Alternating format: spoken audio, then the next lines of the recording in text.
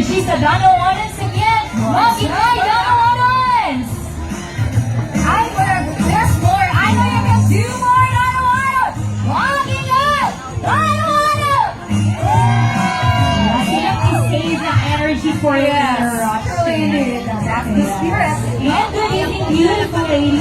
Good evening, Elton. How are you Glad today? to be here because I am very much excited to witness this very much awaited event, especially every Christmas season as a Danawan and myself, Roche.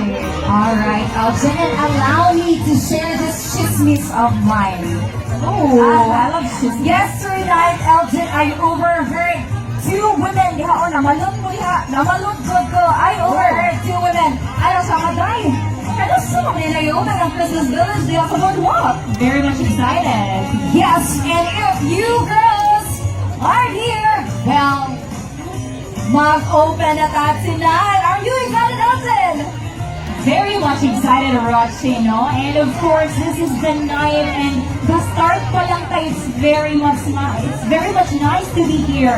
And we are celebrating not just the holidays, but also a huge milestone for our city, the amazing Danau's journey and the progress of Danau. Because, did you know that from third class city, we are now second class city!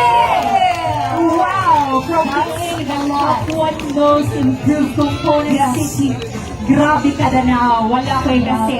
Dito na kasagang sa sahida sa Danau. Correct. Grabe. And without any much further ado, ladies and gentlemen, for a message that will surely warm our cold hearts right now, let us give a big round of applause to our very own Vice Mayor of the City of Danau, Honorable Ramon Nito Dorados.